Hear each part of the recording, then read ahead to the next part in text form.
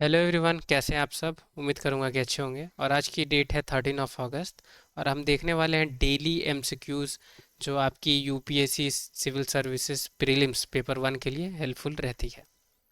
पहली एमसीक्यू को हम देखेंगे। Consider the following statements regarding consumer price index. तो कंज्यूमर प्राइस इंडेक्स के बारे में आपको बतानी है।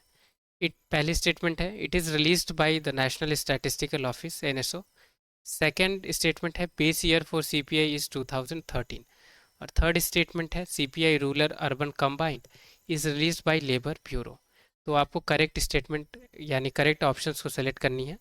A 1 and 2, B 3 only, C 1 only, D none of the above. तो वीडियो पॉज करके ज़रूर आप आंसर इसकी बताएं, ठीक है। तो इसकी करेक्ट आंसर जो है वो है सी 1 ओनली, ठीक है। तो इसकी आंसर है सी 1 ओनली। अब हम देखते हैं कि बाकी की स्टेटमेंट गलत कैसे हैं।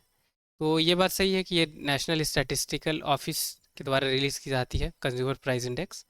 Base year consumer price index यानी सीपीआई की 2013 नहीं, 2012 है, याद रखनी है 2012। अब सीपीआई जो अर्बन रूरल कंबाइंड के लिए रिलीज़ होती है, ये लेबर ब्यूरो नहीं, इसे एनएसओ यानी नेशनल स्टैटिस्टिकल ऑफिस ही रिलीज़ करती है। अब यहाँ एक्सप्लेनेशन में हम देख लेते हैं। तो सीपीआई फॉर इंडस्ट्रियल वर्कर हो या सीपीआई फॉर एग्रीकल्चर लेबर हो या सीपीआई फॉर रूरल लेबर हो, तो जहाँ भी ये वर्कर्स लेबर की बात आ रही है तो उसे कौन रिलीज़ कर रही है, तो लेबर ब्यूरो। और सीपीआई जो रूरल अर्बन दोनों के लिए कंबाइंड है उसे कौन रिलीज़ कर रही है, तो एनएसओ जो ministry of statistic and programme implementation के द्वारा रिलीज़ की जाती है। अब हम दूसरी एमसीक्यूज को देखते हैं। Which of the following given below are left bank tributaries of Kaveri river. तो कावेरी रिवर की लेफ्ट बैंक ट्रिब्यूटरीज कौन है इनमें से, वो आपसे पूछी गई है। तो आपको करेक्ट ऑप्शन सेलेक्ट करनी है। नोयाल, सिमसा, हेमावती और कबानी। अब इस ऑप्शंस क्या मिली है आपको, A 1 and 2, B 2 3 and 4, C 2 and 3, D all of the above, ठीक है। तो वीडियो पॉज करके आप कमेंट में इसके आंसर मुझे बताएं। तो इसकी जो करेक्ट आंसर है वो है सी 2 and 3। सिमसा और हेमावती ये दोनों ही सिर्फ लेफ्ट बैंक ट्रिब्यूटरीज हैं, नोयाल कबानी दोनों राइट बैंक ट्रिब्यूटरीज हैं। तो हम देख लेते हैं एक्सप्लेनेशन में।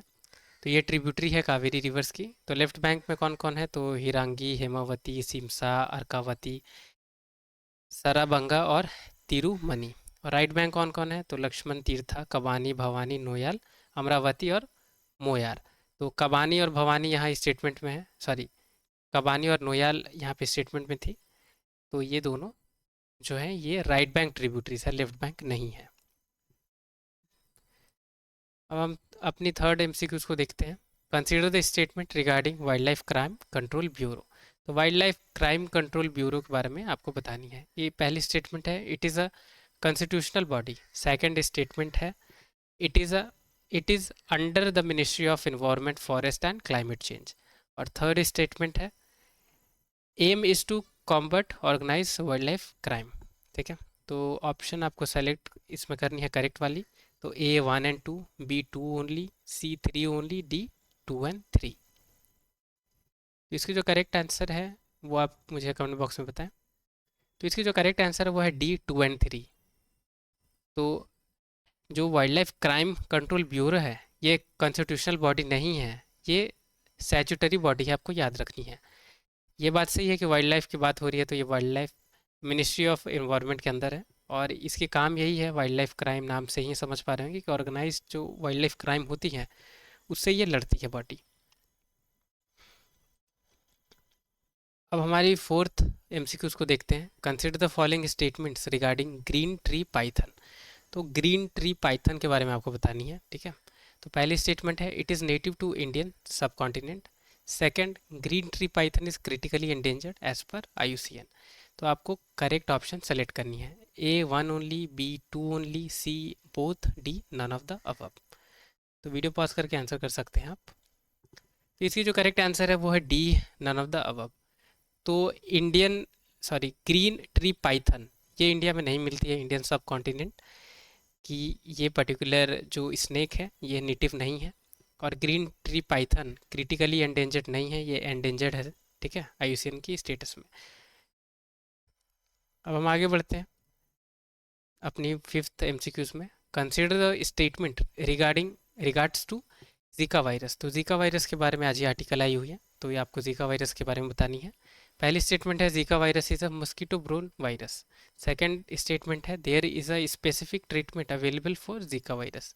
और थर्ड स्टेटमेंट है most people with Zika virus infection do not develop symptoms.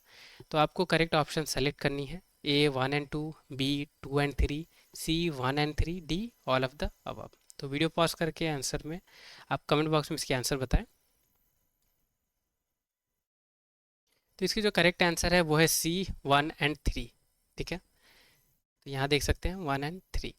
तो ये सेकंड स्टेटमेंट गलत कैसी है कि यहाँ पे लिखी हुई है कि there is a specific treatment, यानी इसकी स्पेसिफिक ट्रीटमेंट अवेलेबल है जीका वायरस की ट्रीटमेंट के लिए। तो ये स्टेटमेंट गलत है क्योंकि अभी तक कोई भी स्पेसिफिक ट्रीटमेंट जीका वायरस की अवेलेबल नहीं है। दूसरी बात क्या कि वैक्सीन भी जीका वायरस की भी अवेलेबल नहीं है। तो पहली पहली स्टेटमेंट सही है कि Zika virus mosquito borne virus है, यानी मस्कीटो के बाइट होने पे ये होती है ह्यूमंस में। और थर्ड स्टेटमेंट भी सही है कि most people with Zika virus infection do not develop symptoms, यानी मोस्टली पीपल जिन्हें जीका वायरस की इन्फेक्शन रहती है उसमें सिम्टम्स नहीं देखी गई है। तो ये एडिशनल पॉइंट है, आपको अच्छे से याद रखना होगा।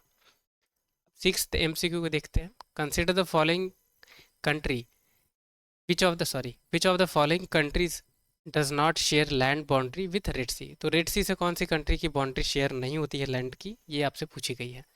ए सूडान, बी इजिप्ट, सी इथोपिया, डी सऊदी अरेबिया।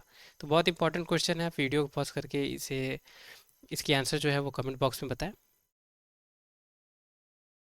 तो इसकी जो करेक्ट आंसर है वो है सी इथोपिया। तो सूडान, इजिप्ट, सऊदी अरेबिया इनसे बाउंड्री शेयर होती है, पर यहाँ आपसे पूछी गई डज नॉट शेयर, तो इथोपिया से शेयर नहीं होती है।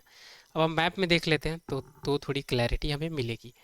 तो ये है रेड सी, कौन कौन सी कंट्री से पहले तो बाउंड्री शेयर हो रही है, ये आप यहाँ पे देख सकते हैं, Egypt, Saudi Arabia, Sudan, Eritrea, Yemen, right.